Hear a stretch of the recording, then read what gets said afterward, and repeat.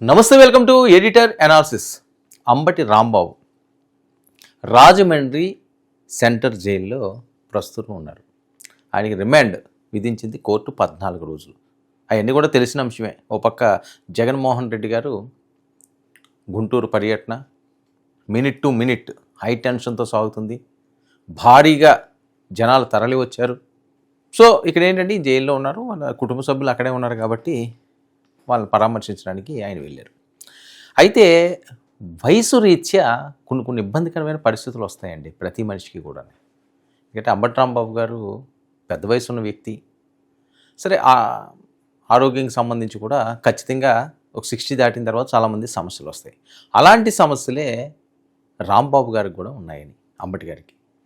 So దాని మీద ఏంటంటే కోర్టుని ఆయన విన్నవించుకున్నాడు తన బాధలన్నీ. ఇదిగో నాకు ఈ ప్రాబ్లం ఉన్నదని. ఆయన ప్రత్యేకంగా నిద్ర పట్టడం లేదండి కోర్టులోని. సో ఇదేమి తప్పు కాదు. ఎందుకు ఈ అంశాన్ని నేను తీసుకొస్తున్నాను అంటే, అయ్యో పాపం అంబటి అని వాళ్ళ అభిమానులు అంటున్నారు. ఎందుకంటే నిన్న మొన్నటి వరకు మన కళ్ళ ముందు ఉన్న వాళ్ళు అలా సడన్గా ఒక్కసారిగా మాయమైపోయి అందులోని కూడా ఏదో శిక్ష అనుభవిస్తున్నారు, జైలుకి వెళ్ళారు, ఇలాంటి మాటలు వస్తే ఆ పెయిన్ సామాన్యంగా ఉండదండి. ఆయనకు ఒక్కడికే నిద్ర పట్టకపోవడం ఆయనకు ఒక్కడికే బాధ కాదు. ఆయనతో పాటు ఉన్నవాళ్ళు, అనుబంధం ఉన్నవాళ్ళు, ఆప్యాయతలు ఉన్నవాళ్ళు, వాళ్ళందరికీ కూడా పెయిన్గానే ఉంటుంది. వాళ్ళకి నిద్ర సరిగ్గా పట్టదు. వాళ్ళ ఆలోచన అంతా కూడా ఈయన మీద ఉంటుంది. ఈయన ఎప్పుడు వస్తారు, ఎలా తింటున్నారు, ఏం చేస్తున్నారు, ఎలా పడుకుంటున్నారు. ఇప్పుడు ఇంట్లో ఉన్నట్టుగా ఉండదు కదా జైల్లోని. రాజమండ్రి సెంట్రల్ జైలు ఖైదీల మధ్యలో ఉండాల్సిన అవసరం. సరే, ఇప్పుడు ఆయన మంత్రి స్థాయిలో లేరు, ఎమ్మెల్యే స్థాయిలో లేరు, మాజీలు కాబట్టి అంత హై ప్రయారిటీ అయితే ఇవ్వరు. ఎందుకు ఎవరు అంటున్నానంటే, గతంలో మనం చూసాం చంద్రబాబు నాయుడు గారు సీఎం స్థాయి వ్యక్తి, పలుసార్లు సీఎం అయిన వ్యక్తి. ఉమ్మడి ఆంధ్రప్రదేశ్ కానివ్వండి, లేకపోతే విభజన ఆంధ్రప్రదేశ్ కానివ్వండి. మరి ఆయన జైల్లో ఉన్నప్పుడు వయసు రీత్యా ఆయనకి కొన్ని సమస్యలు వచ్చినాయి, కొన్ని ఇబ్బందికరంగా ఉంది. వాళ్ళకి ఇది కావాలా అన్నది వార్త బయటకు వచ్చింది. సరే, ఆయన అడిగాడో అడగలేదో తర్వాత అంశం. దాని మీద ఎంత వెటకారం మాటలు వైఎస్ఆర్సీపీ ఆడిందండి. సరే, అదే పరిస్థితి ఏ రోజన్నా మనకు వస్తే, ఎవరన్నా మన రకంగా మాట్లాడితే ఎంత క్షోభ అనుభవించాలి, మెంటల్గా ఎంత డిప్రెషన్లోకి వెళ్ళిపోవాలి, అదేమీ కూడా ఆలోచించట్లేదు. రాజకీయ నాయకులైనా సామాన్య వాళ్ళైనా ఒకళ్ళు శిక్షలు పడ్డాయి, ఒకళ్ళు బాధల్లో ఉన్నారంటే మీరు వాళ్ళని ఓదార్చకపోయినా పర్వాలేదు, వెటకారం ఆడొద్దు, నవ్వుకోవద్దు, నవ్వుల పాలు కావద్దు. అదే కొడాలి నాని గారు చంద్రబాబు నాయుడు గారిని ఎంత దారుణంగా మాట్లాడారు ఆయన జైల్లో ఉన్నప్పుడు. నీకు రంబొస్తుందా, నీకు మేనకు వస్తుందా, ఆలోచన సపర్యలు చేస్తే ఏంటి మస్కిటోస్ కోసం ఖచ్చితంగా ఉంటుందండి. సీఎం స్థాయి వ్యక్తి, వాళ్ళకి ఏం తక్కువ, అంబటి రాంబాబు గారికి ఏం తక్కువ. హ్యాపీగా ఒక మంచి సౌదుల్లోనే ఆయన ఉండొచ్చు, ఆయనకి నచ్చింది చేయొచ్చు, నచ్చింది తిరగచ్చు. ఆ మాత్రం స్తోమత ఉన్నవాళ్ళు కదా వీళ్ళు, వల్లభనేని వంశీ ఆ రకంగానే.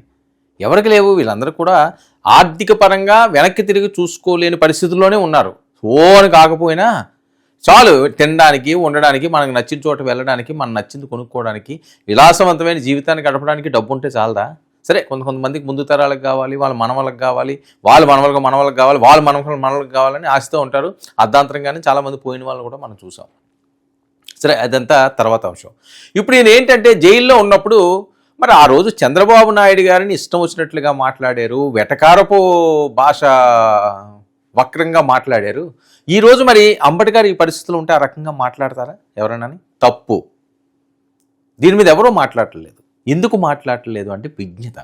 సరే, కోర్టు సంబంధించిన అంశం, అది జడ్జికి సంబంధించిన అంశం, ఆయన పర్సనల్ లైఫ్కి సంబంధించిన ఇష్యూ. అది కోర్టు ఇస్తే, జడ్జి గారు కనికరిస్తే ఆయన అడిగింది ఇస్తారు, ఇస్తే పడుకుంటారు. కానీ ఇప్పుడు నీకు ఇబ్బందికర పరిస్థితి ఏంటంటే, అంబటి గారు వయసు రీత్యా ముందుగా చెప్పినట్లుగా అందరికీ తెలిసిందే.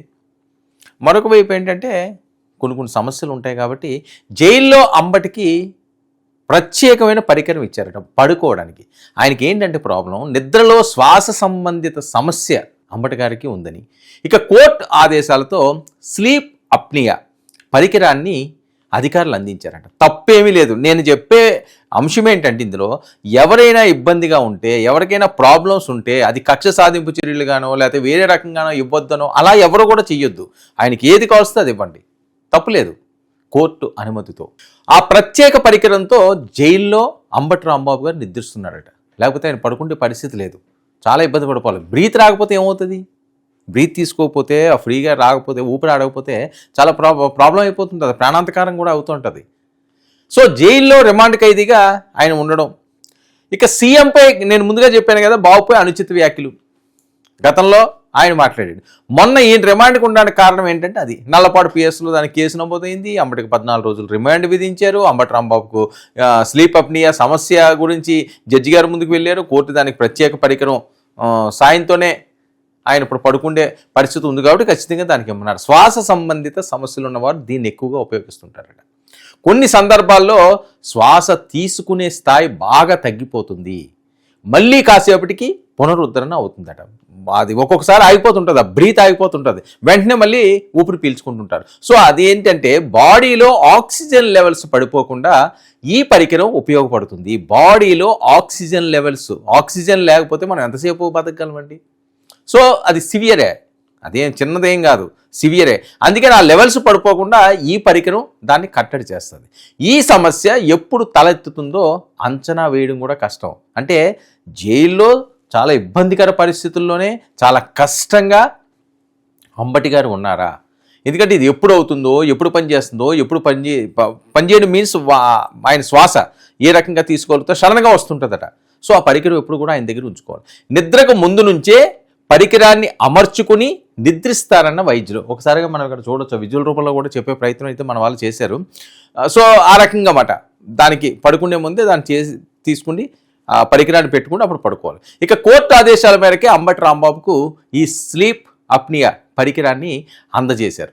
సో ఎవరైనా చెప్పేది ఏంటంటే, ఎప్పుడైనా ఎవరైనా ఏ సందర్భంలో అయినా కష్టాల్లో ఉన్నప్పుడు, ఇబ్బందుల్లో ఉన్నప్పుడు రాజకీయాలు, ఈ విమర్శలు, ప్రతి విమర్శలు దీన్ని పక్కన పెట్టి మానవతా దృక్పథం అన్నది ప్రతి మనిషికి కూడా శ్రీరామ రక్షలా ఉంటుందండి.